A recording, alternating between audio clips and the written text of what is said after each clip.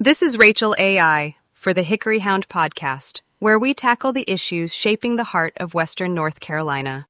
I'm your host, and the information below has been gathered under the direction of James Thomas Shell, organized and collated by XAI, and produced with the assistance of ChatGPT and Commander Shell.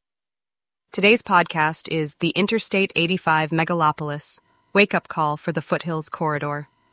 In 2010, a warning was issued by the Hickory Hound. A rising force was forming across the American South, a multi-state mega-region tied together by Interstate 85. The message was clear: adapt or be left behind. Fast forward to 2025, and that warning is no longer theoretical. The I-85 megalopolis is real, it's operational, and it's changing the game. Meanwhile, the Foothills Corridor, cities like Hickory, Lenoir, and Morganton, are still waiting for a wake-up call that should have come 15 years ago. Let's begin with a definition. A megalopolis isn't just a big city, it's a super-region, a stretch of interconnected metro areas that function as one economic engine. These metros are linked by shared infrastructure, labor markets, logistics hubs, and digital networks. In short, it's not about one place winning, it's about a system working together. Here are the top 5 megalopolises in the United States by population in 2025. 1. The Northeast Corridor. Boswash population, 55 plus million. This includes Boston, New York City, Philadelphia, Baltimore, and Washington, D.C. 2. The Great Lakes. Megalopolis. Population, 50 plus million running from Minneapolis through Chicago, Detroit, Cleveland, and Pittsburgh. 3. The Southern California megaregion population, 25 plus million, anchored by Los Angeles, San Diego, and the Inland Empire. 4. The Texas Triangle population, 24 plus million, connecting Dallas-Fort Worth, Houston, San Antonio, and Austin. 5. The I-85 megalopolis population, 20 plus million, stretching from Birmingham, Alabama through Atlanta, Greenville, Spartanburg, Charlotte, and Raleigh-Durham. This last one, the I-85 corridor, is our region, and it's not emerging anymore. It's established, it's operational, it's shaping the future of the American South. Atlanta is the western anchor, with global infrastructure and over 6 million people. Charlotte and Raleigh-Durham control finance, research, and tech in North Carolina. Greenville, Spartanburg, and Birmingham are surging through advanced manufacturing and clean energy. These cities are connected, coordinated, and compounding. Meanwhile, Hickory, Lenoir, Morganton, still fragmented, still isolated, still under-leveraged.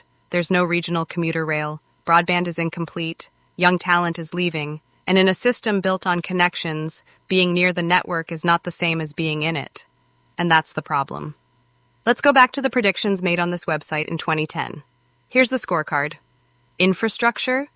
Commander Shell said investment would flow into urban hubs. That's exactly what happened. Population? Metro areas exploded. Charlotte alone gained over 500,000 people. Meanwhile, the Foothills lost 12% of its 18 to 34 age group. Cooperation? The Foothills was warned that local turf wars would block progress. Still true. No unified regional development entity exists. Economy? The message was, old industries won't come back, and they haven't. Furniture faded. Meanwhile, Tesla, biotech, and Amazon facilities boom in urban cores. Transportation? They warned we'd be cut off. They were right. No commuter rail, no viable alternatives. Every prediction came true. Every one. The I-85 megalopolis advanced. The Foothills corridor stood still. If the Foothills stays passive, 5 hard outcomes are coming, some already here. Number 1, permanent youth exodus. The best minds are leaving and they aren't coming back. That's not just a brain drain, it's a soul drain. Number 2, total infrastructure disconnection. No rail, no full broadband, no fiber, no future. 3, cultural hollowing. Without economic momentum, the arts wither, festivals disappear, and pride becomes nostalgia. 4, political disappearance. Population stagnation equals power loss. Less leverage in Raleigh, less say in D.C. And number 5, collapse of civic confidence. When people stop believing in the future, they stop showing up for work, for community, for anything. These aren't hypotheticals, they're trajectories, and they're accelerating. There's still time, but not much. Here are 5 smart moves the region can make, starting now. First, become a relief valve for metro housing pressure. Charlotte and Raleigh's housing costs are exploding. Young families and remote workers need affordable alternatives. The foothills can offer that, but it has to plan it, not just let sprawl happen. Second, build a next-gen manufacturing identity. Forget the old furniture playbook. This region could own modular building systems, bioplastics, and sustainable materials. Partner with Clemson. Partner with Lenoir Rhine. Don't chase yesterday. Third, train a tech-ready rural workforce. Cybersecurity, IT support, and logistics don't require relocation, but they do require broadband and intentional programming through places like CVCC. Fourth, lean into cultural and ecological value. This region has beauty, heritage, and soul. Market it, build farm-to-table supply chains, host cultural festivals, become the cultural conscience of the megalopolis. And fifth, begin bringing together the 20 counties of the Foothills Corridor. We have 2 million people that live west of 85, south of US 421, east of the Parkway, and north of US 74 with US 321 and I-40 running through the heart of it. Together, they have a shot at real grants, infrastructure funding, and visibility. You don't win this game playing solo. So here's where we are. Megalopolis isn't coming, it's here, and we're still debating whether to notice. This is no longer about catching up. It's about whether we're going to matter.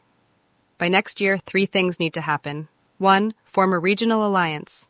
2, secure matching funds for broadband, and we need to start talking about faster commutes and access to I-85, Douglas Airport, and the heart of Charlotte. 3, begin branding the Foothills Corridor not as a forgotten region, but as the bridge between the metros. This isn't emotional, this is math, logistics, and willpower. The Southeast made its move. The I-85 megalopolis is humming. The question now is simple. Does the Foothills Corridor want to survive or be significant? That's it for this episode of the Hickory Hound podcast. If you want to go deeper, send us feedback and tell us what topics matter to you. Let's build something real. This is Rachel, signing off. Y'all come